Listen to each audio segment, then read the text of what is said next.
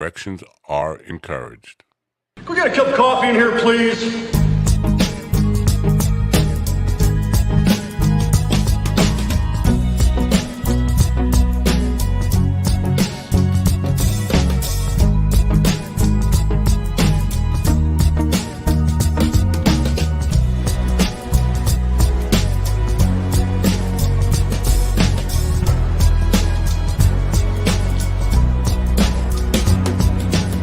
Damn good coffee and hot.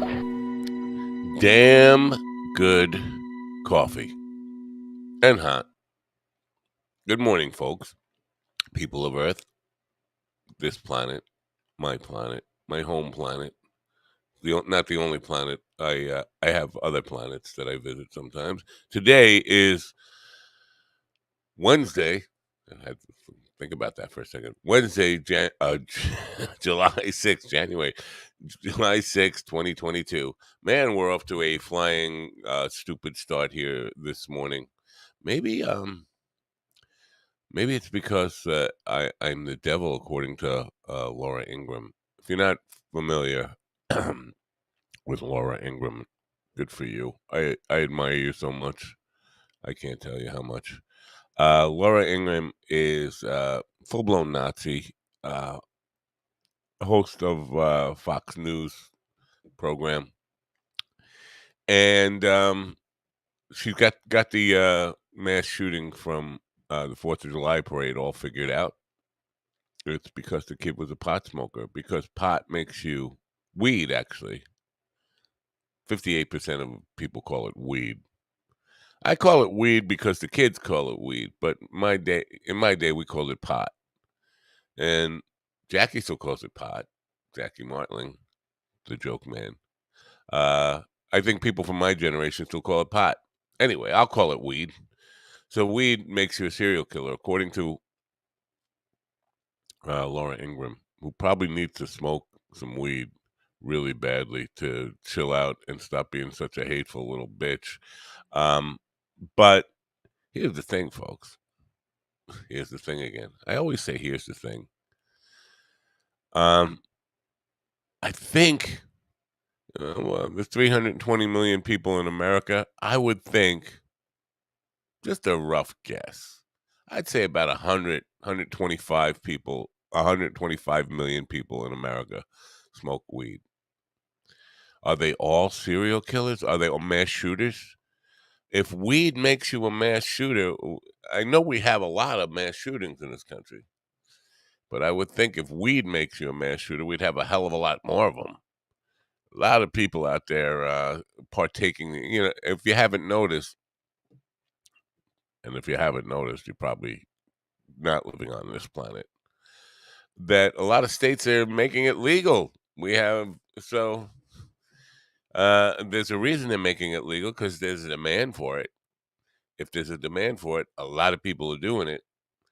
And a lot of people are doing it, and they're not mass shooters. Maybe Laura Ingraham should give some thought to the words that come out of her mouth, because she's not talking sense at all. And the funny thing is, most of the people that I know, and this is not necessary. This absolutely is not it's not indicative of a national pattern in any way. But most of the people I know, my friends who are Fox News watchers, also smoke a lot of weed, and some of them are weed dealers. Now, they probably won't be weed dealers for long, as it's now legally here, legal in New York State, where I am. So they might not be weed dealers much longer. But Fox News, Laura Ingraham, you're preaching to a crowd of pot smokers, weed smokers. I'm sorry, I keep calling it pot. I know. I got to get hip. I got to get on the modern lingo. Weed smokers. You're telling your audience that they're potential mass shooters. Now, this whole thing about scrum it, about I don't know who came up with that whole idea of smoking high potency weed will make you scream and vomit, uh, which is yeah. This good morning, William. And there's still a strong underground market going here in New York, but I think over time we'll see less and less of that as marketing and market research starts to pick up on what people really want. Listen, there's no way the average weed dealer can keep up with corporate America and the resources they have for advertising and bringing product that people want to market at a reasonable price. So for now, yes, there is an underground market going on at most places where weed, pot, marijuana, what other names can we call it, has been legalized. But eventually, when business takes over, yeah, not if you keep getting better prices on the street, but you won't. That's my point. You won't keep getting better prices on the street as corporate America starts to do a lot of market research and find out where their potential business is getting lost. They will eat up that market, and they will make it impossible for the underground black market people to compete price wise. Eventually, not in the near future, maybe not in the next 2 or 3 years, but in time, definitely. You have to understand you can't continue to compete with somebody who's got the kind of resources that you most weed dealers don't have. So you're talking about billions and billions of dollars versus a guy who maybe is investing a few $1,000s a month in his product and his business, and you're going to be dealing with mega corporations. There's no way you'll be able to compete. So yes, now you're talking about now. You're not talking about in the long run. I'm sorry. I mean, I hate to disillusion the guys who are just getting into the weed business now.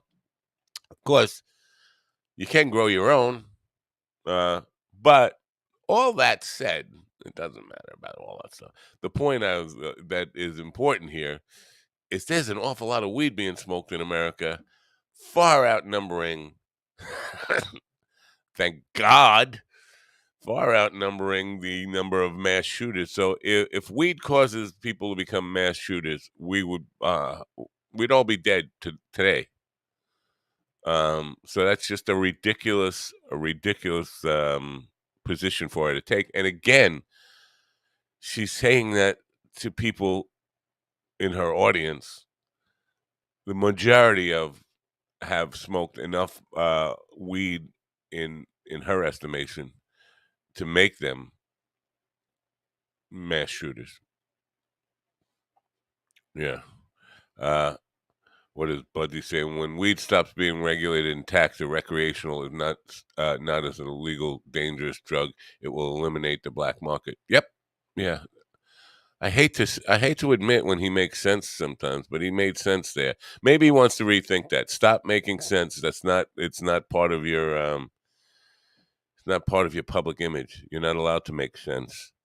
I'm sorry. Uh anyway, so that just struck me this morning. Now, CJ Hightower, aka CJ the Don, will be with us at 10 o'clock. CJ is a very funny comedian out of Atlanta. I don't think he's currently working the East Coast, though. I believe he's in Vegas. But I'll find out more about that and what he's up to. I was just reviewing his TikTok page when the show started this morning, which was why I was a minute late getting started. Looking at his TikTok page, and it's interesting what he's got going on over there. It's mostly clips from I want to say dating shows. I didn't even know any of these shows exist. Of course, I'm not a television guy and don't have television, don't know anything about what's going on television. Um, but um, it's just interesting the number of shows that are relationship based. I get and uh, it seems to like pit couples against each other in like. I guess this is what Will Smith and Jada Pinkett Smith were on that started the whole stuff about where she was I don't know, confessing to cheating on him or whatever. But his TikTok page is full of that and him just asking people to comment on it. It's not really him doing comedy, which is what I would expect to find on a comedian's TikTok page. So just interesting stuff. So he'll be here at 10. I'm not sure if the flat earther will be with us today. I'm not sure what her status is right now. I haven't talked to her since last week. Um, I have a feeling she's a little bit. I shouldn't say. I have a feeling she's a little upset with the band, the Rockin' 45s, and of course I'm part of that. But I should say, in my own, I've been on her side of that, whatever that that's all about. Um, what else is going on in the world today? Well, Herschel Walker has a son named Christian, and Herschel Walker is running for Senate in Georgia, which I don't fucking give a fuck about Georgia's politics. The Senate is an important body, and we don't need, you know, Herschel Walker is brain damaged, completely brain damaged. It wasn't a smart man to begin with. That being said, you want to vote for him? Go ahead, fucking vote for him. I don't give a fuck. But his son is on Twitter, and I think his son needs a girlfriend very badly, because his son tweeted out about Nancy Pelosi's boobs. She's got huge boobs. Now, this is not political. This is if you're if you're hyper focused on an 80-year-old woman's boobs. I never even realized she had any boobs at all. I've never looked Nancy Pelosi as uh and I'm an objectifier. You're looking at a guy here or listening to a guy who objectifies women all the time. But I've never objectified Nancy Pelosi and can't imagine it, even if I ate a bottle of Viagra and whatever Spanish fly or aphrodisiacs was loaded up on every horny pill under the sun. I think Nancy Pelosi would be the last woman I looked at with an eye for objectification. I just that is what it says. So pointing out that she's got huge boobs, it just strikes me that somebody needs a girlfriend really bad. So, and his father, of course, his father is brain damaged, as I mentioned, and really, really, really stupid to begin with. But somebody needs to have a talk with this young man and say, you know what, there. Stop looking at Nancy Pelosi's boobs, dude. Get a grip. Get a grip on reality. Anyway, so that is what's happening now. I got a bunch of gigs coming up this weekend. It doesn't stop at 4th of July, and you know what the and I had this conversation a couple of times now, and people are, yeah, we have insane inflation right now, probably higher than it's ever been. Gas prices certainly higher than they've ever been, and the idea that that will affect my industry, the party industry, it it's not. It doesn't. It runs counter to experience in the world. In times of economic hardship, people party more. Why that is, I don't know what the psychological triggers behind that are, but people don't stop going to clubs. They don't stop having parties. They don't stop drinking. They don't stop smoking weed. Gotta watch out for those mass shooters, though. Um, or doing cocaine or any other party substance that they might have. They don't stop during times of hardship. Grocery stores are actually packed, so you can talk about, especially on the weekends when people are doing their summertime barbecues and all this kind of stuff. People are still spending on an escape.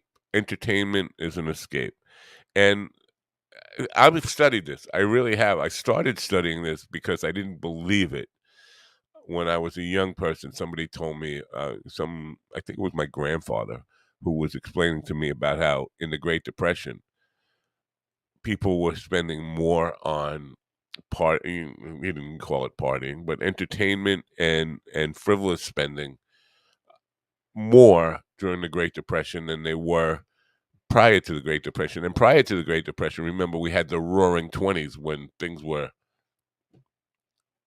off the hook partying.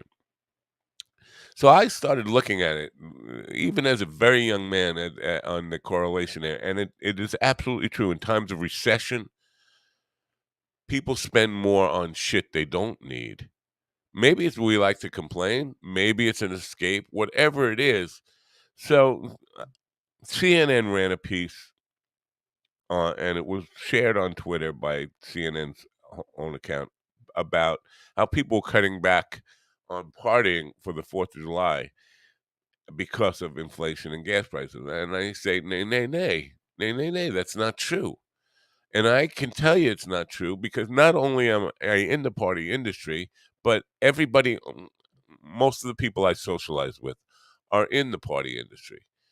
And tip jars for bartenders and for bands and for acoustic artists and people and comedians even, and people doing all sorts of private events, tip jars are overflowing. Clubs are packed, packed to the max. So the idea that people are going to cut back on partying because prices are high, it just runs counter to the reality of what we see. What does that mean for society? Who knows? I mean, sometimes it is a catalyst that all that extra spending can, not always, but can impact the economy in a good way. Because spreading the money around. I don't necessarily, and I'm not an economist, so I can't. I'm talking out my ass here on that, but I do think that people who are just assuming because it's hard times and people are having hard time paying their bills, that means they're going to have a hard time paying for their fun. And somebody people might know who've been on the show. I'm not going to even talk about him because then it sounds like I'm just continuing a Twitter fight on the podcast. But he said, normal people don't hire entertainment bands or anything like that. Like, no, it's only elitist. Everybody I've worked for the last 22 years have been elitist. No, I have worked for some rich people. We get hired by rich people, but the majority of the people who hire us when we're doing private events are regular workaday folks. They are kind of people who haggle about the band price and say, "Oh, you 6 people in the band is this much. How much can we get for 5 people? How much will it cost if we only have 4? How about an acoustic duo?" So, yes, normal people hire bands, and there's an entire industry, a multi-billion-dollar industry built around normal people hiring entertainment. So the idea, uh, yeah, Kevin's got it right. Well, America does have. I don't think it's just America. I think worldwide people mm, have a priority problem on where they spend their money. Absolutely. So the idea that you know we're just gonna stop partying because things are expensive. That's just silly. Anyway, uh, hope your birthday went well, Kevin. Good morning, everybody who's in the chat room, and I don't see I can't see all the chat rooms right now for some reason. I'm only seeing uh, YouTube right now. I think Budsy was there from on the Facebook side. I don't know who else was on the Facebook side this morning, or Twitch, or any of those other places. I'm not seeing anybody there, but I do see the numbers are pretty high, so there must be some people there. Anyway, 2 years, and that's part of it too. 2+ years, but uh, even if that were not the case, I think we'd still be partying pretty hard. Again, I think times of an economic hardship is, I don't know why. Again, the psychological reason for it. Who knows why? But we want to escape more. We want to. So yeah, but the COVID stuff definitely adds to it. I gotta try have some of this coffee, man, because I'm still half a fucking sleep. Half a fucking sleep. I like when I put "fuck" in the middle of words. Be it fucking baby. Anyway, um, Joe Rogan made an interesting comment, and I'm not Rogan bashing here, but he made an interesting comment on the Lex Friedman podcast. He said uh, there aren't a lot of real comedians out there.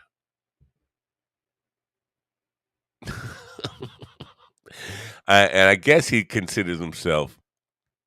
Yeah, Joe Rogan endorsed DeSantis though, which is bizarre. Yeah, I could get to that whole, how, because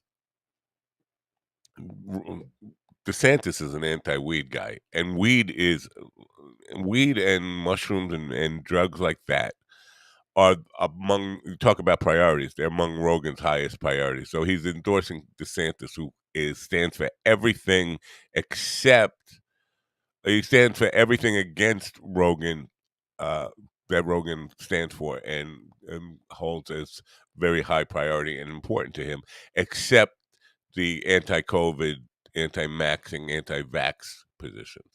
Other than that, he doesn't. Rogan, if he paid attention, doesn't see eye to eye with DeSantis on any single issue. Maybe the homophobia. I do think that they probably have some common ground on the homophobia, but the rest of the shit, where the draconian, really strict conservative ideas about partying and all that kind of stuff, and drugs, and there's stuff that's really important to Rogan. They don't see eye to eye at all. But so he says there's only a handful of real comedians. I guess he counts himself as one. But in my, and I don't want to, because it always sounds like I'm just being jealous of Rogan and his success. I'm not. I'm not. Well, I am, of course, enamored with the numbers his podcast gets. With, of course, because those are some crazy numbers, and what podcaster would not love to have those numbers? I admit that, and I've admitted that plenty of times. Sure, I am jealous of those numbers, but Rogan as a person, I wouldn't trade places with him for all the money in the world. So I don't want it to sound like that's what, but he considers himself one of the real comedians. Now, I have seen two of Joe Rogan's specials. I've never seen him live, but I've seen two of his specials, and I've seen his podcast for hours and hours and hours and hours. He's never said anything that I found funny. I have comedians on this program almost at least 4 days a week, sometimes 5 days a week, usually 5 days a week. I mean, we've had musicians, we've had filmmakers, but for the most part, on this program, I have comedians, and many of them are at the beginner level within the first couple of years of their career. And most of them, almost all of them, are far funnier than Joe Rogan. I mean, so he considers himself one of the real comedians out there. My take on this, and I think if you ask any other successful comedian, is that there are thousands and thousands and thousands of comedians now. More people getting into it. Some people, many of them are genuinely funny people, unlike Rogan. And here's the thing I'm going to say about Rogan, because I do think he he's not his success, and there is no arguing that he's not successful. But I think all of his success has to do with things not related to his comedy. In other words, he was a martial arts amateur champion, good looking young kid, and went out to Hollywood and they said, "Oh, good looking young kid, athletic looking, got a good body. Let's cast him in something." And they put him on news radio, and he made a lot of money from being on a television show where he basically played a stupid muscle guy, basically not a stretch, not really acting. And he wasn't a major part in that show, but still made a lot of money from it, got a lot of recognition from it. And from that, he parlayed it into a show about making people eat bugs or, Fear Factor and all that stuff. And he got a few television shows based on that. Nothing, no great work there, and certainly no great comedy came from that at all. And the whole time he was doing stand up, but people knew him from television. Okay, and so they go to see him. Now, in a comedy club, especially when there's other comedians who are making the room feel like laughing, and people go there to laugh. I'm getting messages from the wife I should look at. People go there to laugh. You can be mediocre and still get a laugh from people because you're in a club where people have paid money with the express intent of going there to laugh. So there was that. Now his podcast started and it blew up and he got millions and millions of followers for the podcast. And so he's able to sell out arenas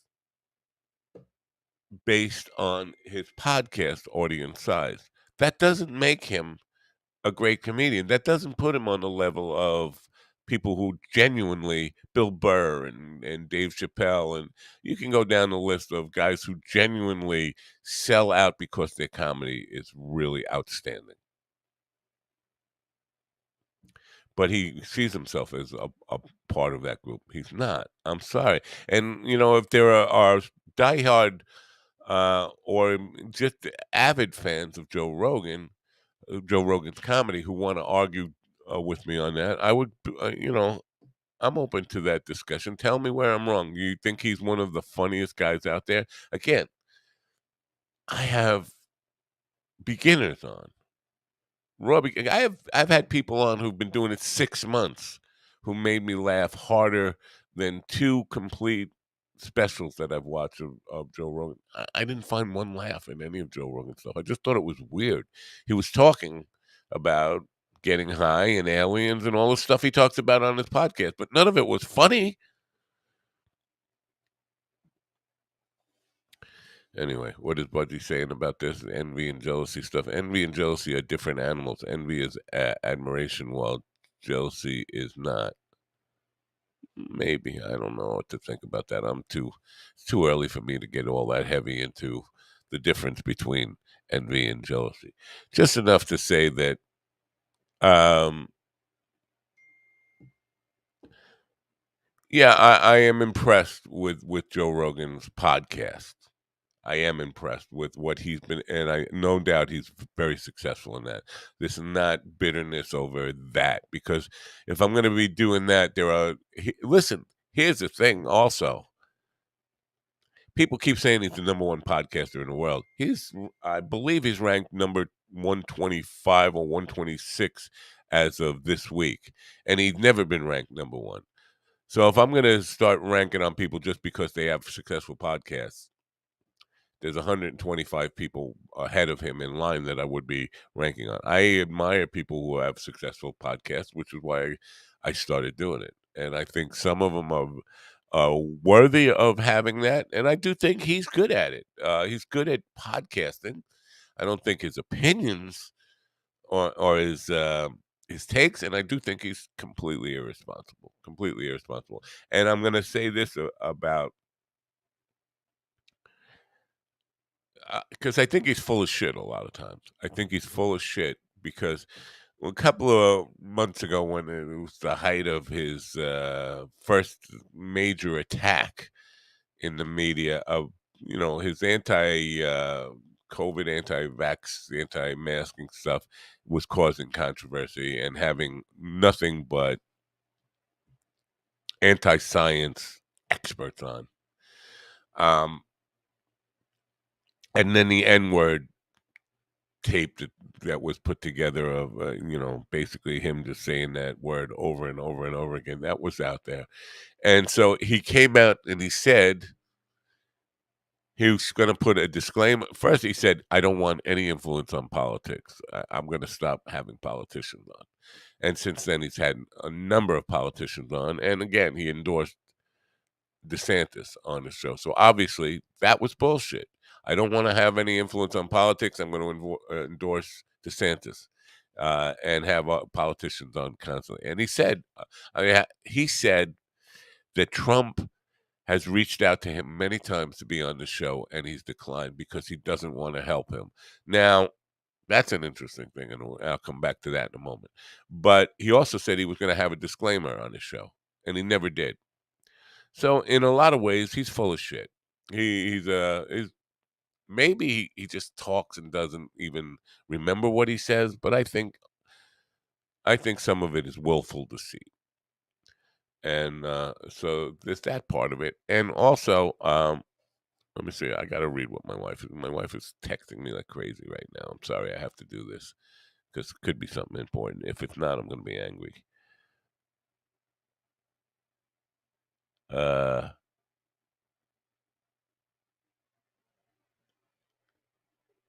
I don't know what she's saying there. The text is too small on this, and my eyes are just too. I can't see what the fuck she's saying. I'm sorry. I just gotta read my phone. I'm sorry, folks. I apologize for this right here. Looks like Kiara's in the back, so I'll bring her in a minute. I mean, Flat Earther. I don't. I'm not going to call her by her name anymore. I'm just going to call her Flat Earther. Uh, Brookhaven National Lab is doing prescribed burn today, July 6th, between 10 a.m. Oh, so and they're going to be smoking me out. You may see and smell smoke during these hours between 10 a.m. and 5:30 p.m. So, in case we got to deal with brush fires, we're setting the woods on fire on purpose. Makes perfect sense to me. I don't know. Um, anyway, so where was I? Oh, on the Rogan stuff. So I think he's definitely full of shit on that stuff. But I do think he's delusional if he thinks. And I started this not to get on to be bashing on Rogan, but if he thinks he's one of the few real comedians in the world, I think he's kidding himself. He's delusional about that because I personally know 100 comedians who are funnier than him. Gonna have one on today. Gonna have one on tonight. Derek Sheen. Gonna have one on tomorrow morning. In Chris. And I have Carl on. Carl is funnier than Joe Rogan. Jamie can be funny when he tries, but usually he's too busy snoring. Um, I've had many, many, many, many comedians on who are funnier uh, than Joe Rogan. Anyway, Flat Earther is in here. I'm gonna see why she looks angry. I'm gonna see what's her deal. Maybe she doesn't like being called Flat Earther. It's time for the Flat Earth Minute, ladies and gentlemen.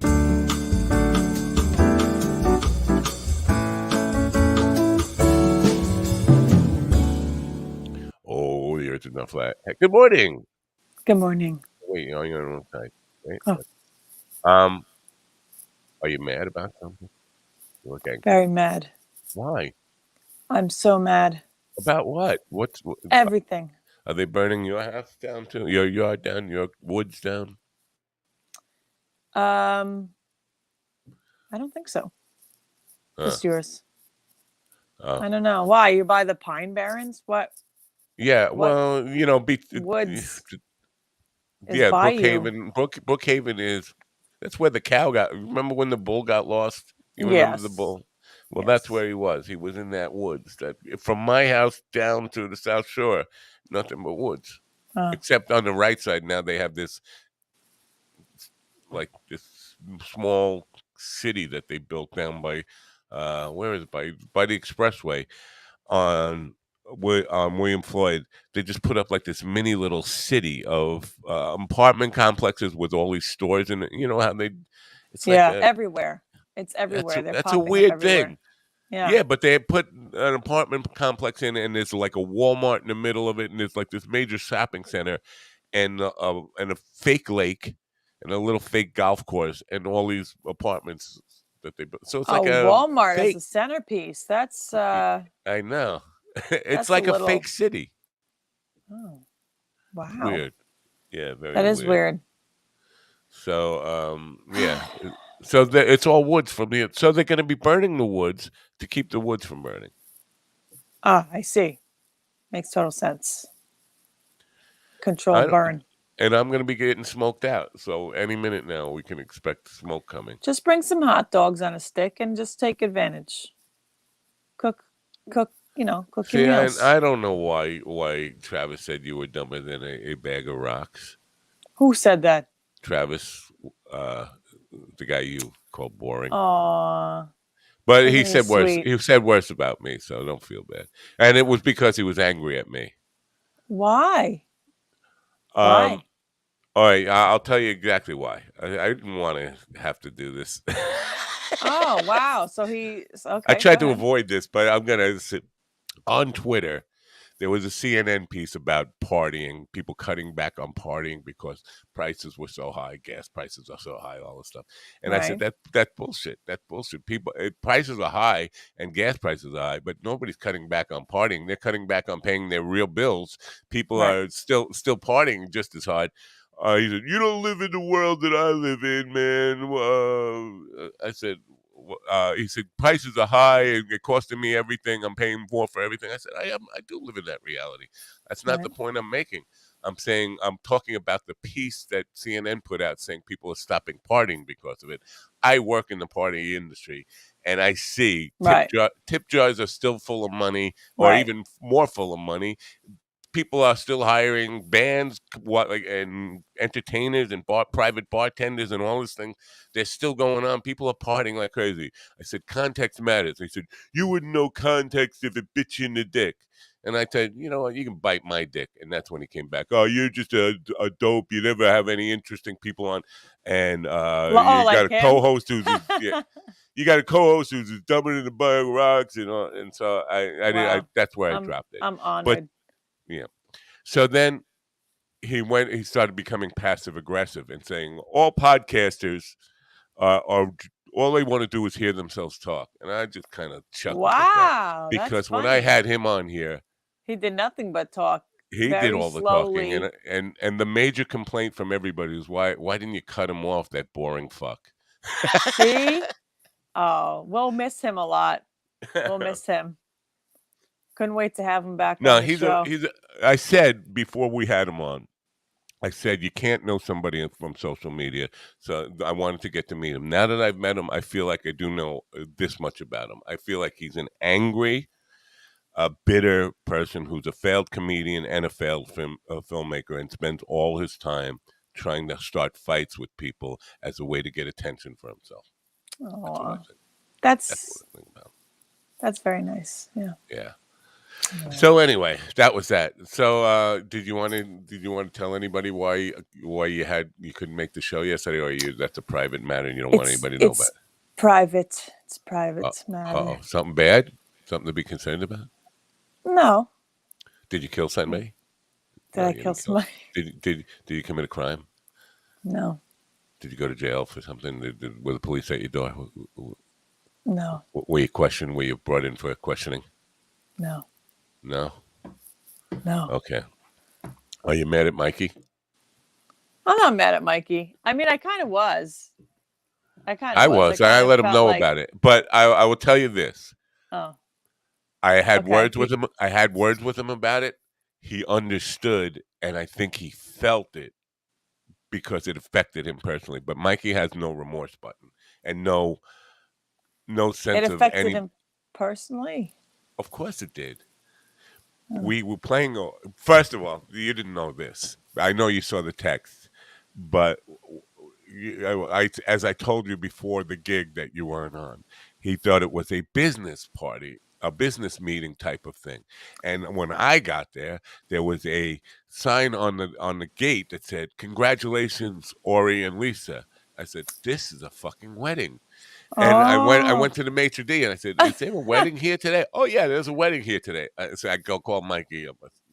Dude, you booked a party not knowing it's a wedding. I'm dressed in regular clothes. I'm not dressed to be playing a wedding. Nobody in the band is. We're like a bunch of fucking slobs showing up at a wedding. Oh my gosh. And Barone's not on the gig. Steve's on the gig. So Barone's vocals are out. You're not there. Bill's on the gig. Mm. Bill doesn't sing. Bill sings So one now song. not well. And Oh. and so that means I'm the number 2 singer. I'm the second best singer we have on the gig, which is never a place you want to, especially at a wedding. And with a wedding where you really need somebody who can sing at last, and or any kind of romantic type of songs, we have nobody now. And so Oh. yes, it affected him. Like Mikey, you're on the hook for this whole fucking wedding now. You have to be the wedding singer. So yeah, he got it. It's like, and it was a dumb idea to do that anyway. It's like, we need more voices. We don't need a second guitar. We worked 22 Right. years with one guitar. Right. Why did you feel it was more important to have a second guitar who doesn't? It's not. I thought because they knew Bill personally that these people. They know Steve personally. Bill never met any of them before. Oh, so now I'm kind of offended. Yeah, well, it's because because he asked for 5 instruments or something. Oh. Yeah, 5 pieces. But I said that doesn't mean instruments. 5 people is 5 people, and you need singers. You don't need another. So it was, but we got through it, and it was fun. But again, the point I'm making about Mikey, he has no. It hurt him, and he got the point that he'll never do that again, and he'll talk to me before he makes those kind of decisions. But it's not, he's like not like remorseful in any way. He doesn't have a remorse bone in his body. Mm. Like he could stab his best friend in the back and not realize that he did anything, as long as he had fun. Right. It Right. always comes. I had fun. That's his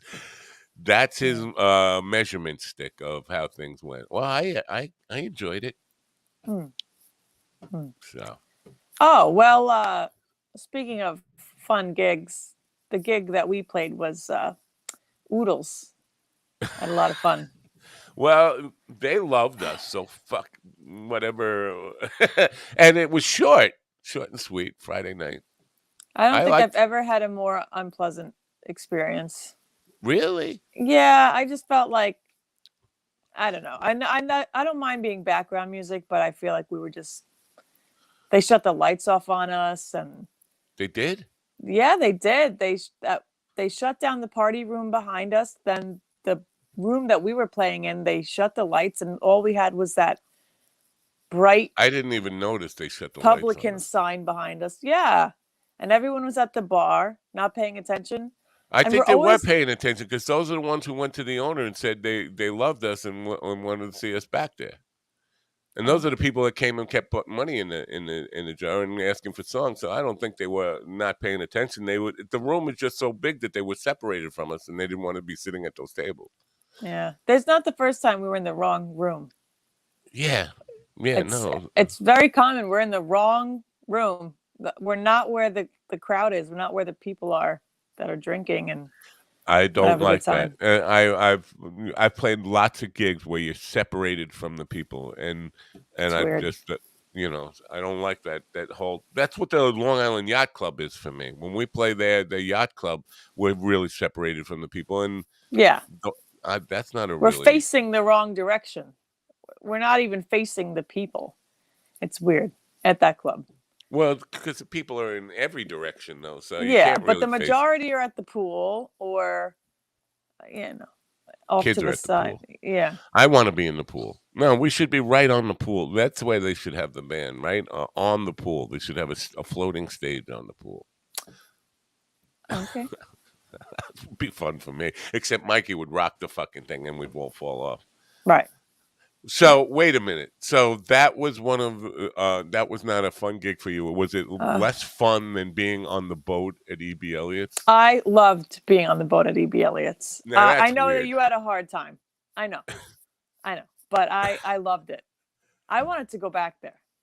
That, that's separated from the people though, because the people are all on the Yeah. deck far away, and you're not. You're on this boat. It was pretty weird. It was weird. But I never sang on a boat before, so it was pretty awesome. And I'm not seasick, so Mikey rocked the boat the whole entire time, and I Yeah, it was wasn't fine. as bad. You didn't experience the real rocking. I got off the boat, but he can get the boat really, really rocking. So you would and you would not be able to stand up. You'd be falling a lot. Mm, If so, I think he was pretty calm, and I think he got off the boat quite a few times and got up on the deck. I don't yeah. know. I don't remember it, but That was the no. night I was accused of pole dancing because I was holding Oh, on to yeah, the your ex-husband pole. was looking to fight people. Yeah. Yeah. I was holding on so I didn't fall over because Mikey Oh was yeah, rocking the so boat. that yeah, Yeah. so he did rock it hard enough that you had to He hold did. I on. had to hold Yeah. on, and he said, "I saw you pole dancing." So, All right, you know, all right, all right. so I did like a grandma pole dance, like Yeah. this. So 4th of July, did you have a decent 4th of July I bomb? did. I went out to Bayville. I looked for Jackie, you did go to Jackie. Jackie's house? You did. I would have sent you his address. You could have stopped by his house. He was on the beach that day. Really? So were Yeah, we. Oh, cool. yeah. Because but there's no. I don't know if you have a problem up there. I have no. I can't send text messages or anything up there. I was texting him to let him know I was in his backyard, and it wasn't getting through to him. Oh, no, we didn't have a problem Yeah. with that. No, it was Uh, fun. Actually, my yeah. family knows him. I think they live close by to him, and yeah. It's like, Wow. yeah. Small world. Small world. Does he know that? He probably doesn't know that, does he? He'll know them if I say their name. I'm not gonna say Okay. it here. No, But but I would like to mention that to him and so see what he says. Oh yeah. So anyway, I started. I don't want to talk about the thing that happened on the 4th of July with the shooting and all that stuff. But oh yeah. Laura Ingraham on Fox News is saying weed is the reason. The kid smoked weed and that made him a mass shooter. Oh my gosh. Got any comments on that? I don't think weed would. I don't know. I don't want to comment, but I don't Right. think. My comment on it was there are probably 120 million or so, just a rough guess, weed smokers in America. I know we have a lot of mass shootings, but I think we'd have a lot more if weed was the reason. Yeah. I mean, I've been smoking for 50 years plus on and off. I never even shot one person, never mind lots of people in the city. And I know lots of it just doesn't make any sense at all. But just it's just astonishing to see somebody make that claim in a time where many states are making it legal. It's everywhere, and just about everybody I know does it, including a lot of people who watch her. And she's Mm. telling me, "Well, we don't make you a mass shooter." What the fuck is? Where did that come from? Wow. Yeah. Terrible. Looks like our guest is in the back end, but it turned his camera off and he doesn't want to be seen. He's being shy. Maybe because it's still early because he's not supposed to be on for another 10 minutes. So I can't stay the whole time. I have to. you don't have to stay the whole time. I You have want to to get call dentists. I have huh? to find a good dentist. Oh, so it all comes together now. The story comes together. I get what happened. No, you don't. Well, I had yeah, to. while you weren't on yesterday, what happened was you pissed Matt off in the middle of the night. He punched you in the mouth, knocked out some of your teeth. You Mm. spent the day yesterday in pain, and now you have to go get a bridge put in today. Oh my gosh! Right? I'm right. No, I'm psychically right. I figured it perfectly all out. aligned. Perfect. I figured it all out there. Right? So you want to give a happy news bit and get the hell out? I'm looking at my A flat Earth news and get the hell out. A flat Earth. Oh, I had a good article, but I didn't save it. Did you hear the guy about the Florida man who killed the chicken with a stick? No, what did he He do? was He hit the chicken multiple he times. he The said stick. he said his neighbor's rooster was attacking him, and so he killed it with a stick. And then he was on the news saying they're killing chickens everywhere, man. The guy, why he call the chicken police on me? They're killing chickens every day at KFC and Popeyes. Oh, he's right. No, they're already dead by the He's time they get right. there. No, he's not. They're already dead. They're in their parts by the time they get to. It's not Oh, like it's not like if you go to KFC, there's live chickens in the back, and they go, "Hey, wait, kill that one. We need them." oh. I mean, he's not wrong. He is I, wrong. I witnessed a murder What do you mean? yesterday or the day What do you mean? before, but it was a dog murder. And so my question is, are there any repercussions for hit and run of a dog? Well, it was just the way it was done. Yes. We were at the gas station, um, taking out a small loan to get some gas, and this car drove into the gas station and out of the gas station, and in that time, there was a dog's head stuck in the grill, and its body was being dragged like they had hit it, and I guess they didn't know, and they had dragged the dog through the gas station. We thought it was a doll at first because it was just limp, and then when they went to leave the gas station and they hit the curb, it released the body, and the body was laying in the road. That's And fucking gruesome, man. oh That's my gosh, it totally was gruesome. terrible. It was this And little small thing.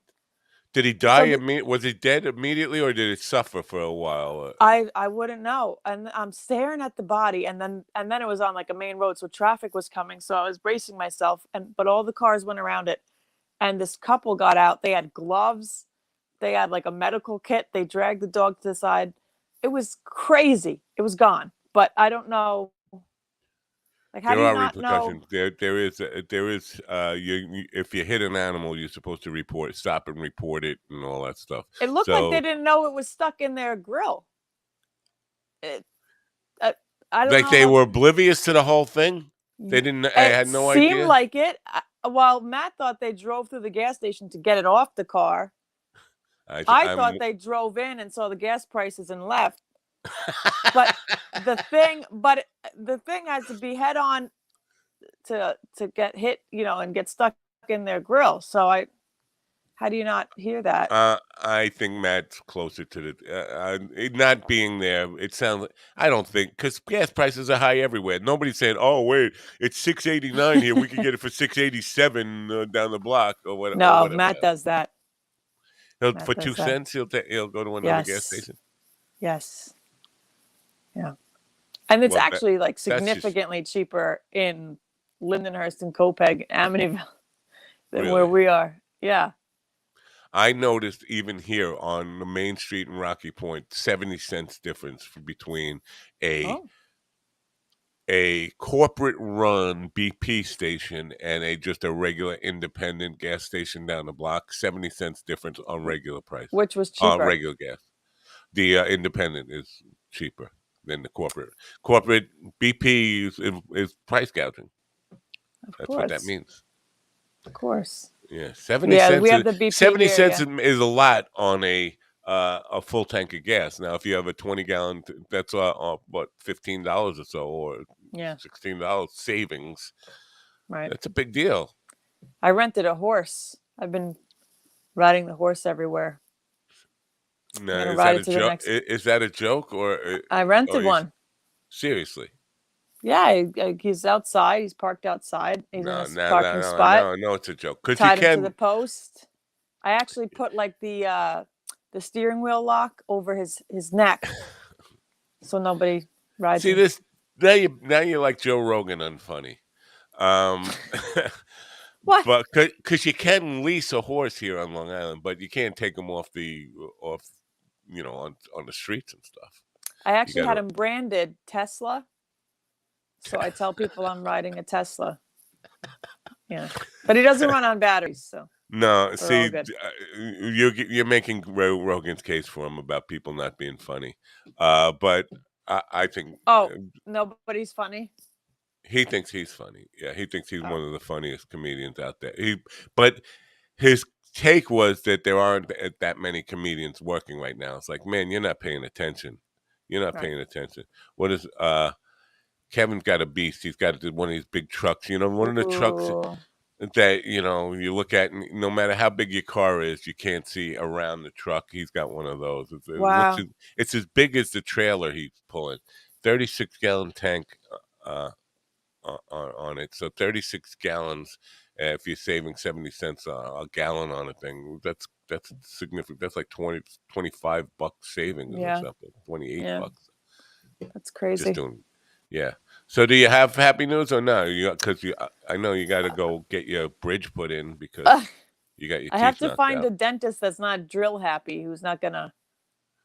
Uh, I'm not. I don't like dentists. I don't like Oh, doctors, but I don't like dentists. me neither. Me neither. I have a major problem with it. Oh, that why I haven't been to the dentist in a long time because 5 years ago I went to a dentist, and he wouldn't do. I needed a tooth pulled, and he wouldn't do it because he said I have a tumor in my neck that What? needs to be taken. No, I've had this tumor for 40 years. It's like a Uh, gland, but sometimes it gets inflamed and sometimes it doesn't. huh. Anyway, he wouldn't do that. As he said, you got to go get that tumor taken out of your neck. And my wife had just had surgery having a tumor taken out of her neck, and she had Bell's palsy face for like 2 years. And like What? yeah, because the guy made me fucked up. He actually came out to me and said that he fucked up in the middle of the operation. Oh, something went wrong, blah, blah, blah, blah, blah. And I told her, and I said, we should sue this guy, but because she's, Christian, and that's not what the Christian thing to do, she didn't want to sue the guy. I was like, no, it's malpractice. He fucked you up. We gotta sue him. Everybody sues for malpractice. But she didn't want to do it. Anyway, long story short, I'm trying to make it short. The dentist wouldn't pull my teeth because of that. Now it blew up on Sunday morning before the gig that I had to be the second best singer on the gig. I had this huge lump in my throat. It was inflamed, and earache and the whole bit. So on Oh, top of everything wow. else, yeah, yeah, Is it it's gone gone down. It's down? gone. Oh, It's gone wow. down now. Goes big and goes, but they said I'm supposed to have surgery to get it taken out. Anyway, our guest is patiently waiting. Do you want to get out? Do you want to give me your flat Earth story and get the hell out so you can go get your teeth drilled? Is it safe? You know, he's gonna drill like crazy because when your It's boyfriend not or my husband, mouth. It's not my mouth. oh, I was gonna say because when your man punches your teeth out like he did the other night, um, there's a lot of drilling that involved. Go ahead. Now, come on. Do you have something? Yes, I do. Um, from Good News Network, Britain's kindest plumber hailed as a modern day hero for charity work that has helped over 52,000 families. Um, Wow, a that's plumber a in lot of England, plumbing. yeah, is being hailed as a modern day hero after he founded a social enterprise which has helped more than 2 million of UK's most vulnerable people. James Anderson, who's 54, runs DEPHER, DEPHER, and it stands for Disabled and Elderly Plumbing and Heating Emergency Repairs. And from paying people's bills they can't afford to offering emergency plumbing and heating services, delivering food parcels, and covering funeral payments, there is not a lot DEPHER, much like plumbers for that matter, can't do. Wow. Heating services make sense because I could see how poor people would need, some help. Their burner goes out, Well, need to kind of get it restarted and all that stuff. So no, it yeah. makes more sense because I was just thinking, the poor people need that much plumbing help. I mean, Wow. Well, it's if, disabled and elderly. Disabled So and elderly. Okay. Good for him. That is a happy news story. We want to yeah, applaud him. Want to send him a free T-shirt? okay. All right. Does it Get his go to? address. Okay, Yeah. I'll get his Get address for you. get his address, and we'll send him a free Coffee with the Dog T-shirt and maybe a wrench. He probably got his own. He's He's got got his his own own wrench. wrench. You could send him something else, like I'll think about it. Yeah, think about it. All right. Well, good luck having your teeth fixed. I know. And next time we see you, you'll be all smiles, right? Showing off your new teeth. Anyway, bye for now.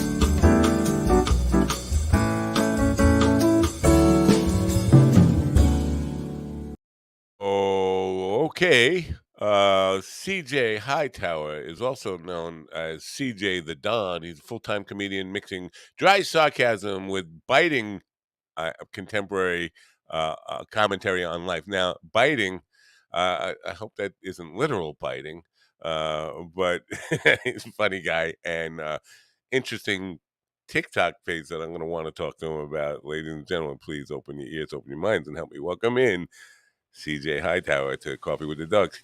CJ, Hey, what's up? how how are you? You're Atlanta based, right? I'm Atlanta based, but I also got a little pad down here in Jacksonville, Florida as well. Oh, Jacksonville. That's Okay. where I'm at right now. Yeah, I saw some palm trees and some pictures that you posted, and I was like, well, that's not Atlanta. I don't see palm trees in Atlanta. Hey, let me tell you, I had to get out of Atlanta, man. It it, All it right. was rough. You know what I mean? Back I was born in the '80s, right? So back in the '80s, it was just a misdemeanor to be born there. I heard. Now I heard it's a full felony. Yeah, so I had to get out of there, man. It's bad like that. It's bad. I saw Yeah. something that you were in Vegas, though. Maybe I'm all over the place, but I could have sworn I saw something of you performing in Vegas recently. No? Yeah. I went out to Vegas. A couple comedian buddies of mine called me out. I host a couple gigs on the weekends over down at Planet Hollywood. And Uh, yeah, we had a good time, man. But I'm gonna tell you about Vegas. Have you ever been out there? oh yeah, lots. Yeah, man, the panhandling is out of control. A dude actually tried to sell me an iPhone 1. Like, I'm like, dude, that's not even in circulation, man. You got he didn't even have a charger for it. iPhone 1, that thing was like a dinosaur, man. It was crazy. iPhone 1. If you ever need like some old technology, go out there, just walk around. They got it, man. They got an Wha- iPhone 1. That's It's pretty crazy. wild. Yeah, no, I've when I go out there, I basically stay in the hotels because I generally go out there in July and it's 120 degrees out, and who the hell wants to go out on the Ugh, street when it's 120 degrees? it's burning up, man. Yeah, I actually ran from one hotel to the next. yeah. Yeah, yeah. Running in 120 degrees. Now that's something for a young man to do, not for me. Yeah, Um, it's crazy out there. But Atlanta, as far as I know, Atlanta's got at least from the people I've had on this podcast, has a thriving stand-up comedy scene. No, like Yeah, lots of work. yeah. Atlanta that's my home. That's where I grew up.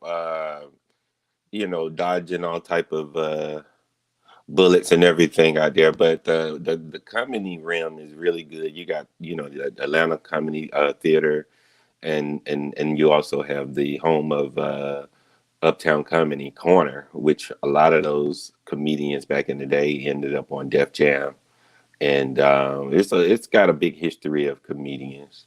The Yeah, only thing now is so many comedians is in it, but it's only one opening for there's only one job, but you got like 300 comedians that's trying to get the job. So it's that type of thing. A I'm lot of glad. talented I'm people. glad you said that and went there because I wanted to talk to you about this, and because I just saw last night on a clip from Joe Rogan on Lex Friedman's podcast, said there's only a handful of real comedians working today, and I was like astonished because every day I have another comedian on this program, and I know personally, I know hundreds of comedians, and almost everyone I know is better than him, but. But so he thinks he's one of the few real comedians out there working, and the fact that he's selling out stadiums, but I don't think he does it based on his comedy. That's a whole other discussion. But the idea that there's only a handful of real comedians out there, there's not. There's more comedians now than ever, right? Or am I Yeah. just delusional about that? No, you're right. I don't know what statistics that Joe Rogan is going off. He must be going to a palm reader or something, getting his information, because that's insane. It's so many comedians. It's down here that's pound for pound funny in Jacksonville and Atlanta. I don't been to New York, everywhere, man. But and once we sit down and come off stage, a lot of these guys do smaller shows. You could go to these back rooms and you would laugh your complete ass off with some of these seasoned guys. These guys just haven't got mainstream, and Right. that's the problem. I can name I know 15 straight off the head where I can just name comedians that can give you a solid hour and your stomach be hurting. Right. So Is part of it, and you know what? Luck. They say luck is residue of design and hard work and all that stuff. But I think part of it is luck and just having kismet in your favor.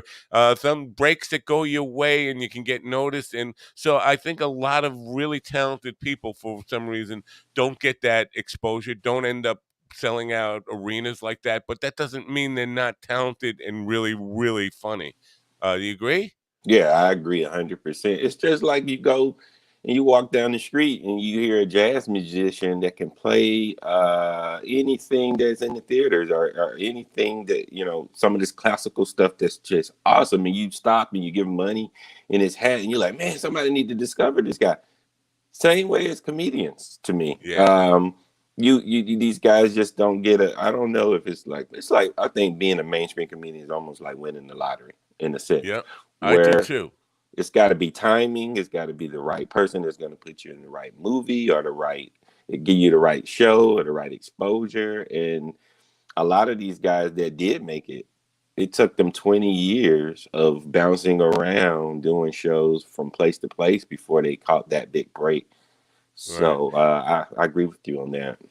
Yeah, and I'm gonna use Rogan again, and really shouldn't, because I'm known as a guy who bashes Rogan, and people think I'm just jealous of him because he has a podcast that is probably a million times as many viewers as I do.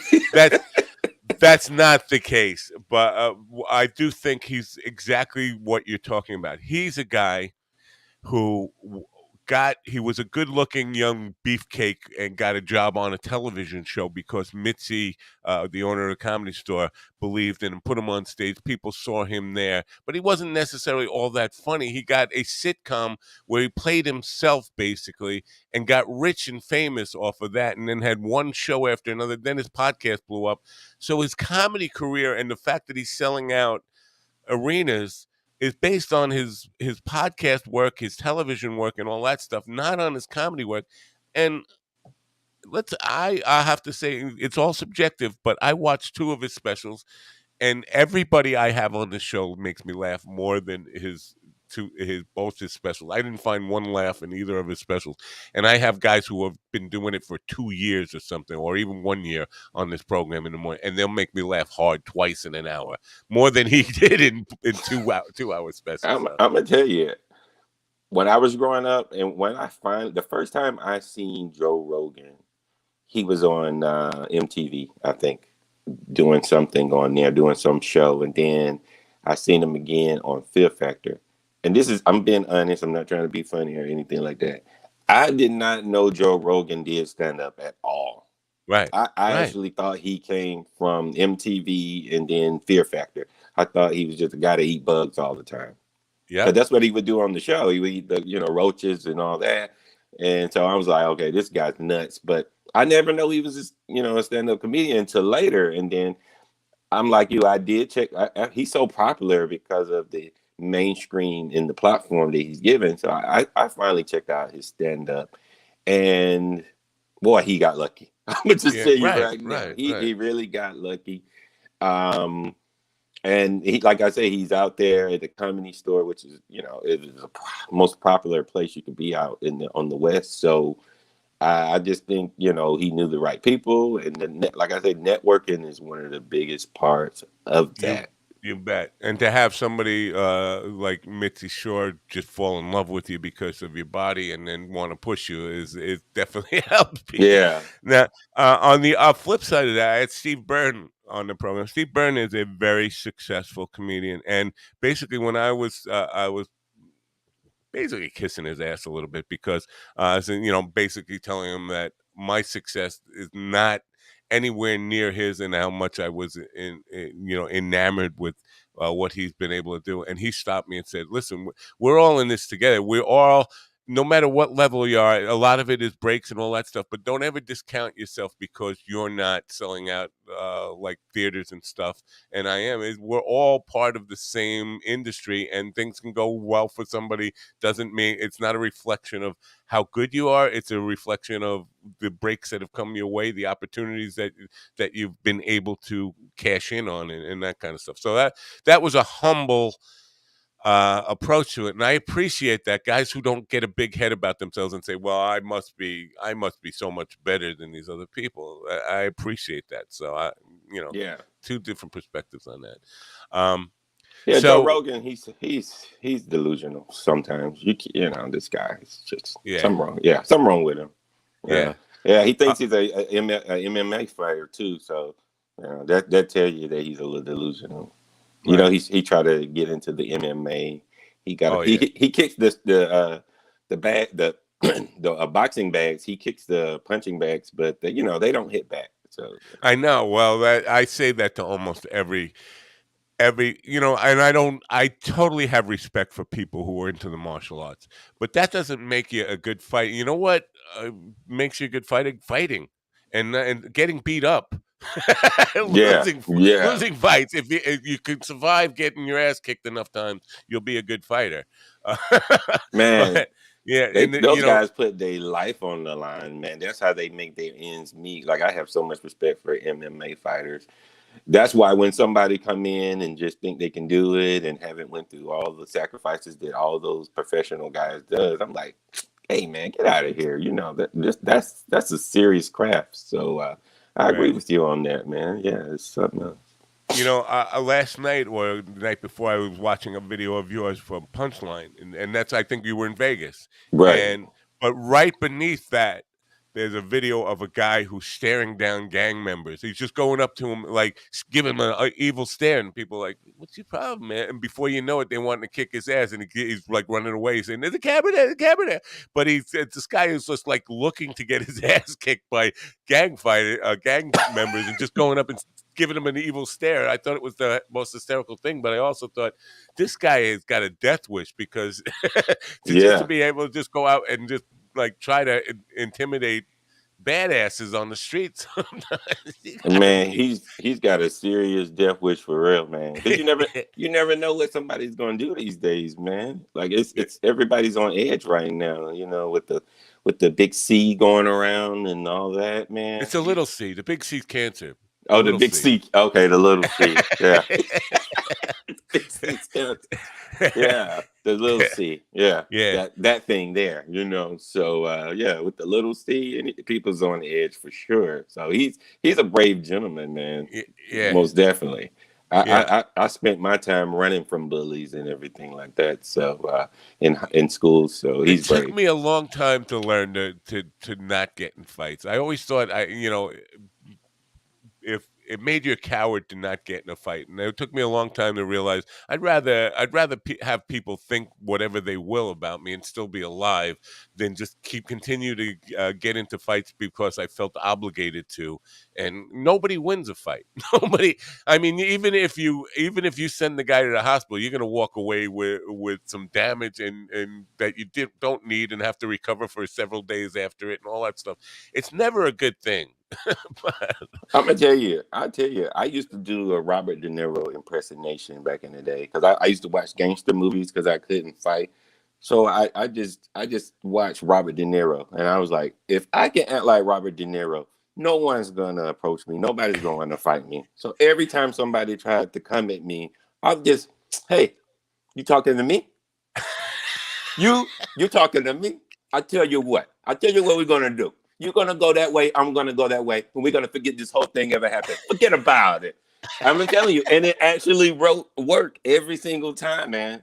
Because Yeah, people thought I no. was a part of the mob, even though I'm a black guy. They still thought I had Italian father, so that works for me. Could happen. Could Yeah, happen. could happen. That's the rumor. I spread it around for protection. I had my uncle drop me off in a pink Cadillac. It worked a little bit. I never That's had to fight because I couldn't fight, but it saved me some beat downs for sure. yeah, So, and sense of humor. I mean, comedy is a good diffuser of that kind of stuff. Just being able to make people laugh keeps you out of a lot of fights, right? oh yeah, yeah. But I've seen some guys that going too far with the audience. So, and I try to tell my friends, I say, if this guy double your size, come pick at him in the audience because he could approach it. A lot of us comedians, we're not made it to the big time level where we got these big securities, so we can say whatever we want to say. But Well, I want to talk to you about that big security because I know I saw on your Facebook page when you had commented on the Dave Chappelle thing. That seems odd to me that he did because Dave Chappelle couldn't afford better security. And that guy had a clear running path of 30 or 40 feet. And you would think Chappelle had enough security. A guy like he's got to have enough money to hire security to stop that guy before he gets to Dave, right? yeah, I think Dave Chappelle security was all taking brownies that night. They was all high out their mind. I know he fired his whole security staff because he's got money. I know he has security. It's no way that guy's supposed to be able to get up once and then and do that. You know, Right. And I, then the conspiracy theories start. Like it was I had a guy tell me it must have been staged because how does a homeless guy get $200 for a ticket to go see Dave Chappelle anyway? And how did he get in there with a knife gun or a gun knife, whatever the hell they call that thing? But it's just the whole thing didn't make sense to me. Like, how could Dave Chappelle not be protected better than that? So I would imagine he fired everybody after that show, oh but my I don't. God, I don't know where he had his security from. He must got Yeah. them from Toys R Us or something. I don't know. This is crazy. But yeah, it may have been staged because the guy, like you said, if he's homeless, he's get $200 front row seat, and Right. and but man, did you see his arm? It looked like that guy arm Yeah, was I know. Yeah. he had a slinky for an arm or something. Did you see that? Yeah, Good like they gracious. ripped it off and crazy glued it back on the wrong way or something. That's Yeah, I what it think the looked like. security knew they was getting fired, so they made him pay. They said, "You know what? We're breaking your arm tonight." But that was crazy. You cost me my job. I'm gonna cost you an arm. Oh my Uh, gosh. and I don't know even whatever happened with that. If we can change gears here a little bit, are you married? Yeah, yeah. I've been married for 7 years, and I'm, Okay. I'm gonna tell you this: being married to me is like Chinese food. It's sweet and it's sour. You know what I mean? It's sweet in the it's sweet in the beginning because me and my wife, we actually loved each other. No, I Yeah, it know. was real love. You know what I'm saying? The sour part, like my wife, she gets mad at me and she do weird stuff to me. You know what I'm saying? Um, she got mad at me one time, and I told her, I said, "Hey, baby, come up here. Let's make love." So we made love or whatever like that. And afterwards, I lit a joint and I was like, "Hey, baby, did you come?" And she said, "Yeah, I came upstairs for nothing." I'm like, you could have at least lied or told me I was halfway there. So I think she's keeping it too real with me, right? She's just keeping it too real, and that's what happened after you get past 5 years. It's horrible. So I I love don't it, know. man. That's the sour part. You know what I Yeah. mean? The Yeah. reason So the reason I asked you this is because I went to your TikTok page. I didn't even know you had one till this morning, and I went there and I was actually 30 seconds late starting the show because I was watching it, and it seemed like a lot of you just like looking for commentary on dating or relationship based videos, and I'm always interested in relationship stuff. What's the deal with your TikTok page? okay. So the deal with my TikTok page is I get people in my inbox was flooding me out because a lot of my stand up is I am a certified relationship coach. You know what I'm saying? So I talk a lot about marriage and I talk about a lot about how to get a girl if you're single and different things of that nature. So what I started doing on TikTok was, it takes so much energy to just keep put content out, and people kept asking me about, what do you think about this? What do you think about this? So in order for me to make a good conversation piece, I would take all these relationship shows, post them up, let people just go crazy. As you can see, that stuff goes crazy on Yeah, TikTok. yeah, And then yeah. I just chime in on them on the comments and just try to give the sound advice through there. And it's pretty fun. As you can see, there's a lot of wild comments and everything like that. And then when sports season, you know, I am an Atlanta Falcons fan. I know. Don't You can feel bad for me when we lost to New England. We blew a Super Bowl lead by 24 points. Yeah, that's us. But I do stuff during football season on football as well. And boy, I'm telling you, those guys get riled up on things I be saying about, the sports and things of that nature. So that's the TikTok is the internet is changing so much, so you can't do it like Instagram. So I'm trying to be innovative to keep my at least my name and myself relevant. So I found a way to interact with my fans and stuff through posting videos, and everybody's just going crazy about them. So Gotcha. I yeah. want to talk. I want to talk about this relationship thing because I had this thought yesterday, and I don't know why. Well, sometimes maybe I smoke too much weed. I don't know.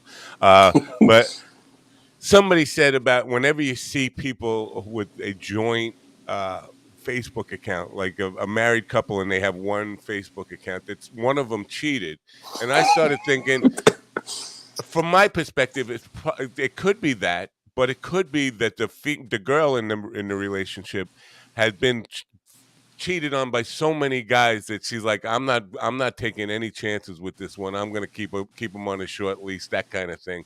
And basically, I feel like she's probably right. Yeah, probably, yeah. probably She right. have his passwords. He don't. She have his login. Only thing he got is a picture on there. Everything else is being filtered through her. Yeah, she's got him in the chokehold, and he's not gonna get out of it. It's only gonna Right. get tighter and tighter as the relationship progresses.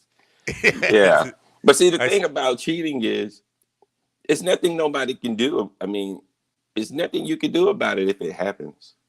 You know, it's just like one of those things where it'll just drive you crazy even thinking about it. So I'm kind of like, just like, I just trying to control myself.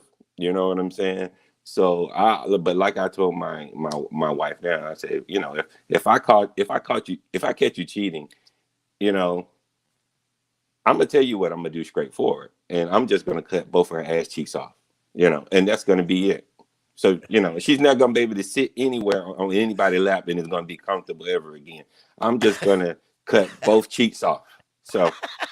So I don't worry about anything else. If she cheats, she's not gonna have ass cheeks anymore. So that's the deal.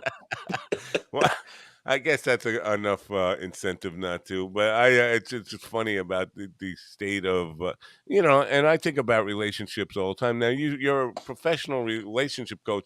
You don't have like a counseling practice, or people actually come to you and talk about these things? No. Yeah, we do. Yeah. Yeah, and I have my wife with me, and we do these monthly events down here in Jacksonville at this hotel, where it be about sometimes like 80, 90 people show up. And what we do is we do speed dating with a twist. That's what it's called. So speed dating with a twist.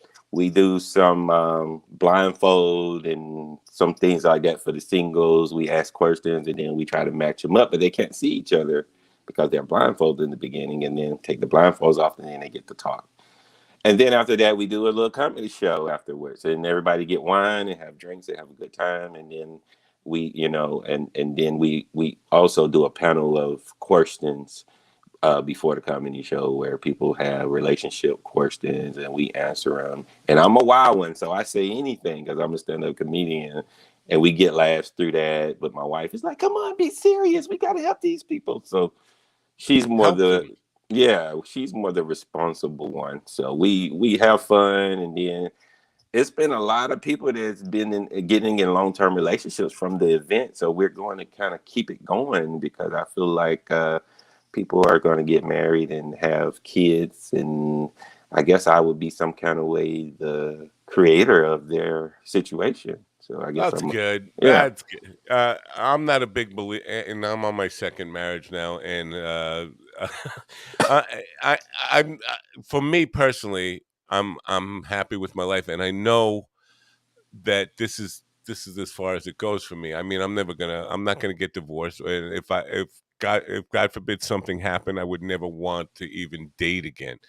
But I think when people go for help with their relationship problem, what they're really looking for is a third party to say, I'm right and she's wrong. Really, they want you to kind of validate. Like the guy wants you to take his position, and the woman wants you to take her position. But the whole purpose they're coming to talk to you is so that you can say that I'm right and he's wrong, or she's, You're that kind exactly right. It's just like kindergarten. Whoever agrees, then you can't say nothing else. They like, see, I told you, and that's you're right. They're not really trying to fix the relationship. They a lot. I would say a large percentage do want to be right. Even offer me money on the side. Like, hey, you can lean towards me and $50. I'm like, dude, no. Put your money back. We got to do this fair, man. I can't do it that way. You know yeah. that yeah. So yeah. And once if we say that one person is right, you should see the look on their face. It's like they won the lottery. They're like, I know. ooh. Yeah, but I Um, think celebrating that too much could get you killed by your partner. Because early on, my wife and I went to couples counseling, and there was a time where the counselors agreed with me, and I celebrated a little too much, and man, did that make her angry. I mean, more they don't don't like ce- to be don't wrong. celebrate your victories. Don't spike Yeah, the ball. don't celebrate it. She still got to make your food now. You want some tea? Yeah, you got to be careful. Yeah, don't So celebrate. this must be a gold mine for you for material for your show. Yes, first of all, yes or no? That's got to be like a Yes, great. most definitely. So do I people get I ever? get my material from every which way. And what's crazy is I get a lot of my material from TMZ because they got the wild, crazy stories that circulate. So I read TMZ and I see all this wild stuff, and then I make jokes out of it. And of course, with us doing these events, it's like I can't even write all this stuff down. There's so much Right. material that comes. Ever have somebody come to a stand up show and say, "Hey, wait a minute, you got that was me and my girl at one of the workshops." You Not not yet, because normally I do it when they're there, because we actually do the panel and everything first, and then I have a couple buddies and we come in and they stay and people stay for the comedy show. So I actually rememberize the most craziest stuff that they're saying, and then I actually call them out while I'm on stage and embarrass the hell out of them, and yeah. they just be like, ah. So William yeah. Conway, who's a comedian, he's also one of the chat rooms. He says, "Paying your counselor to gaslight your partner, geese." Well, I don't know. You're not a counselor, right? No, Or no, are I'm you? not a counselor, just a coach. Yeah. Just a Okay. coach, not an actual counselor. Uh, No, so, I'm stand up comedian number one. This just something that we added in because um, I just that's what the after the feedback of everything and some of the stuff that my wife was putting together, we just kind of merged this thing together because she's more of the relationship expert type right. person. So that's when we put it together. I hear you. I hear you loud Hmm. and clear. I'm reading between the lines here and saying your wife is probably listening somewhere. I haven't got hit in the head yet, so hopefully I'm doing okay. She's got a baseball bat behind the bed, so Oh yeah. yeah. Sometimes I have to Uh, sleep with a helmet on, so Interesting stuff. Now, before you mentioned smoking a joint before, are you an active pot smoker, a weed smoker? I'm calling it the wrong yes, thing. yes. Yes. I just saw a poll this morning that 58% of people call it weed, but I'm so old that I still call it pot. I think people from my generation still call it pot, but so I'm learning to call it weed. Yeah, yeah, I'm an active weed smoker, man, and weed has been very beneficial to me in my life. But one thing I can say, I can't get too high because I had something weird happen to me. My friend brought some brownies and I ate some brownies, and then I started smoking a couple of joints. I got too high. I looked out the window and I said, "Oh snap! Somebody have stole my car." So I called 911, and she said, "Okay, I'm gonna send an officer out." She said, "Where you at?" I looked around. I was in my car, man. Yeah, I was actually in my car. So I said, okay, I got to keep my milligrams low because I can't get to there. So yeah, Yeah, you gotta be careful with that because they'll pull up and think you're the guy yeah, and give you the beating. yeah. I, I was in my car. You know, that was embarrassing. I just slowly hung up the phone. I said, let me get in the house before they show up, you know? I don't So, think I've never mixed, and I only tried edibles recently. But you're mixing brownies and smoking. That sounds like a dangerous thing. I never done both at the same time. well, Let and I don't Yeah, go on stage anymore smoking either. I wanted to but say that. does it help? It helps with writing and preparing your material. Yeah, or no? Oh yes, yes. You can smoke and you can write you can write probably about 10 premises and jokes.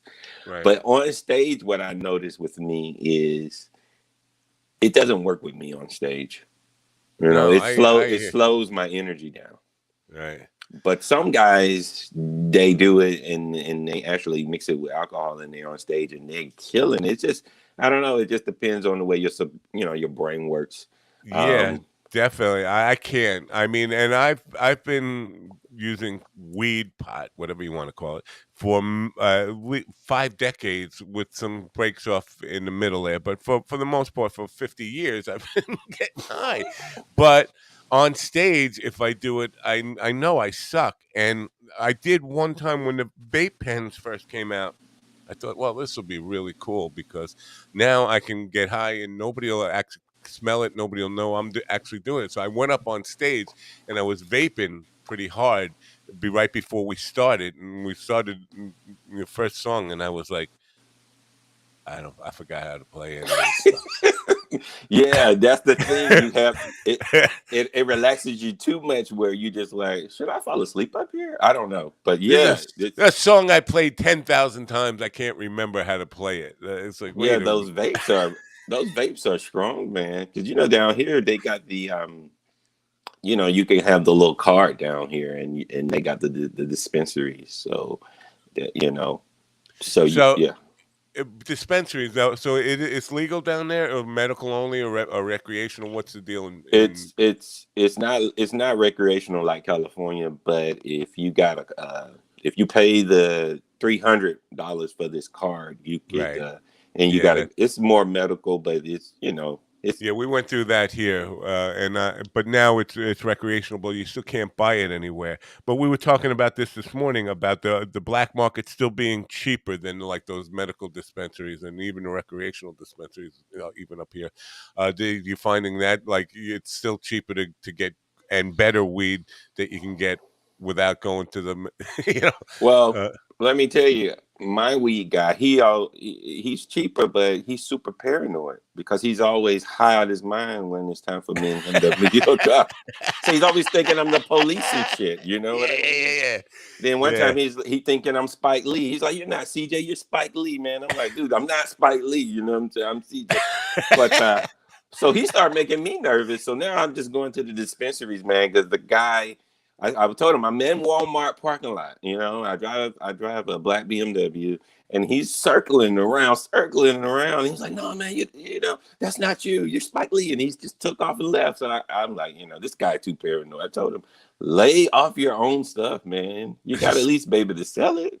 Spike Lee could come up with a more contemporary guy than Spike Lee. That's a shame. I mean, is Spike even do anything anymore? I don't. I mean, I haven't heard from him since. I haven't heard of him since what Malcolm X film or something. I Yeah, haven't. right, right. Yeah, but every time I'm on stage, I s- I say that because people always confuse me for him, especially if I'm up on the northern region and stuff like that.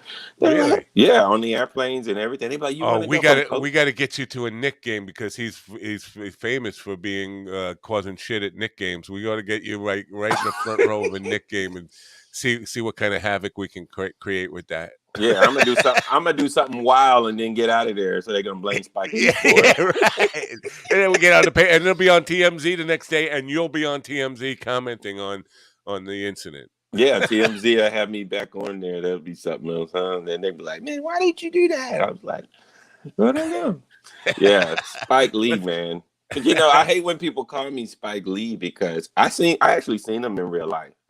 I seen him, and he's, to me, I'm not trying to be funny, but to I me, know he's Spike Lee 4'5". actually looked like a teenage mutant ninja turtle. I'm not lying. He really does. He's short and he's got this hump in his back. So I'm Yeah, like, yeah. don't compare me to a hero in a half shell. Come on, pick somebody else. Give me Denzel or somebody. I don't know anybody but Yeah. Spike Lee. But Yeah, well, it could be worse, man. Let me tell you, it could be worse. Because for years I got Jesse Ventura, and oh, and I've got because now with the glasses, since I started wearing the glasses, I get Groucho Marx a lot.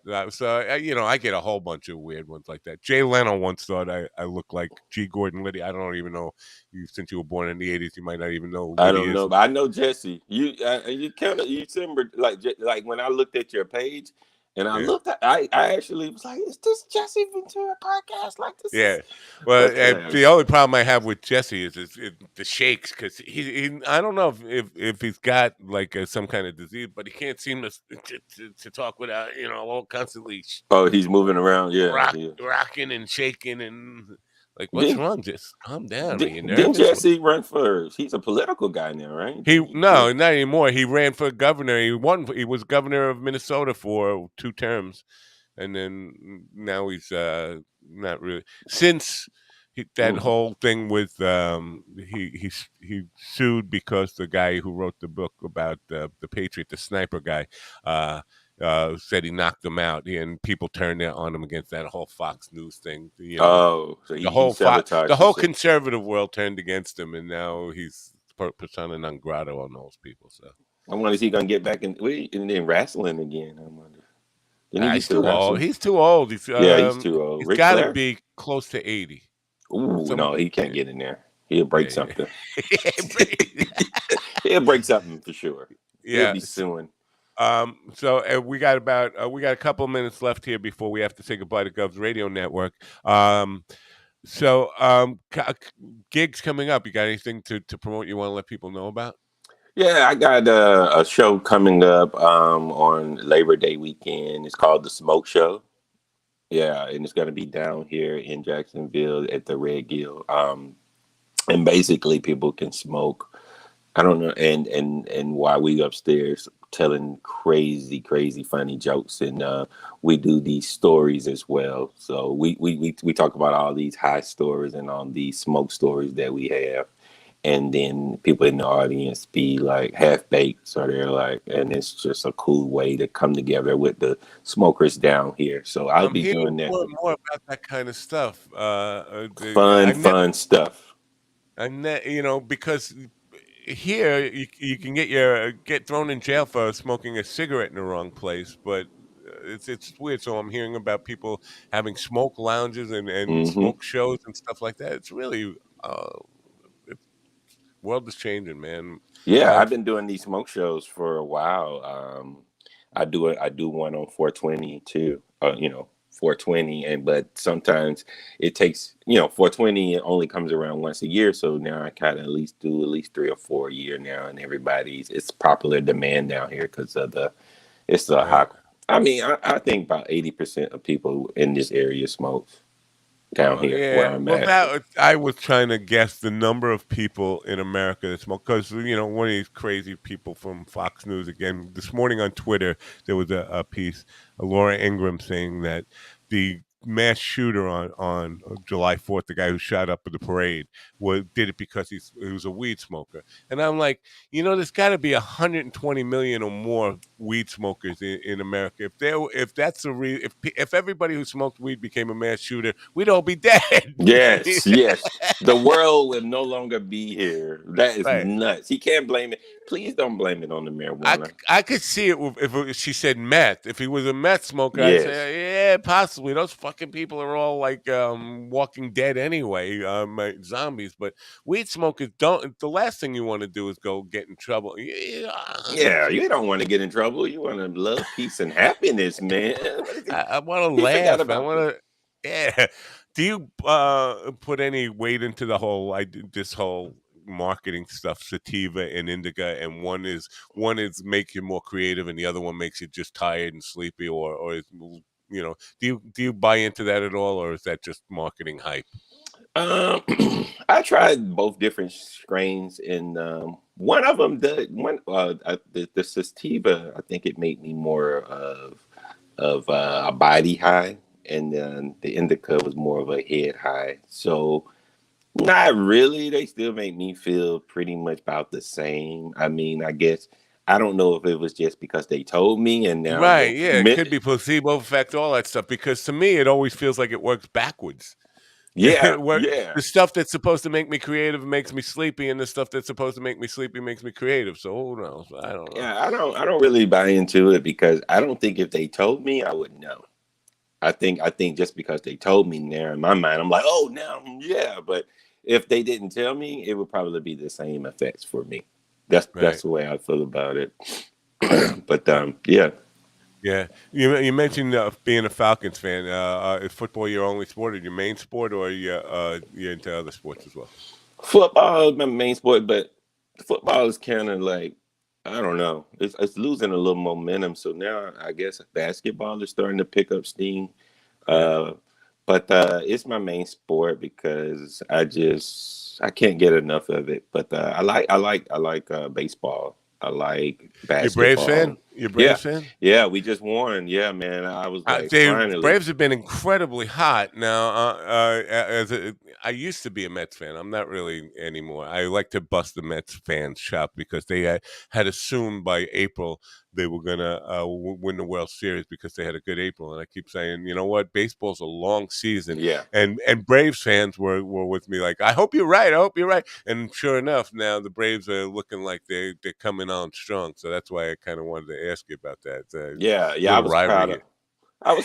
I was proud when they won, man. I really was because I know the last time they won was 20 years prior to the one that we won the last year. So Right.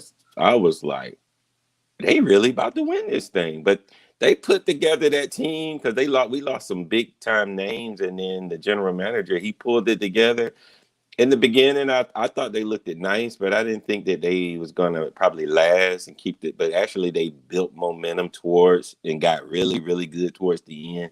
And once they got in the playoffs and they got out of that first round, I say it's a chance we may do this. And Yeah. I'm happy, man, because the Falcons. Ugh. So at least I Yeah. got something to hold on to, with the Right. with the Braves winning the World Series because oh boy, those So Falcons. I have it to, and I'm going to say to you basically what I say to everybody. If you have anything to promote beyond what we talked about here today, I have your Facebook, CJ Comedian Comedy. So Facebook.com, CJ Comedian Comedy is where people can follow you. You don't use that very much though, and don't do a whole lot of promotion there. So where do people find out about where you are going to be, so that, and you can always, if you have something you want to let people know about, you can drop me a line and just say, let people know about this. But other than the Facebook page that I'm sending people to, which is in the link in the description, where else can people follow you? You can follow me on CJ Comedy at Twitter, CJ the Done on CJ Stand Up on Instagram, and on TikTok is CJ Stand Up, and you can catch all those crazy antics and read those comments where those people's going nuts over the videos I posted. Like I said, I will be in Jacksonville for the next month doing shows down here. I have the smoke show coming up on on Labor Day weekend. So it's at the Red Gill. That's on the south side of Jacksonville, and just stay tuned to me online, man. And I got stuff posted on Instagram coming up, what I'm gonna be having going on. And that's pretty much it, man. Pretty cool. So, like I said, if you have stuff that you want people to know about something, and remind me again when it get closer to Labor Day about the smoke show, and we'll be glad to push that for you. We do have pretty big listenership in the Jacksonville area because I've had several comedians on from that area, and they've all done well. So keep me informed. Just drop me a DM or something. I'll be glad to help promote that in any way I can. And it's Thanks. been a pleasure to have you on. You're a great guy, and you made me laugh harder than Joe Rogan ever did. I want to say Thank you, man, that. for having me. You have really, really nice podcasts. I've been anticipating this. Like, we had to get the stuff together, but I'm so glad that you had me on, and this has been great. This has been great. Appreciate it, man. Be well, and much success to you, and continued success. And we'll be Thank following you. you. Bye for now. Thank you, man. I'll see you around. CJ Hightower, the Don, folks. It's time to say goodbye to governors really quick. Goodbye, Governor. We're done for the day. Tomorrow, before I say goodbye to Govs, tomorrow Chris Monty will be on. Chris has been on. Oh my God, he was on Gov's radio with Hershey and Kiggs last night. He'll be on with me tomorrow morning, and then right after me, he'll be on with Tony Walker, and then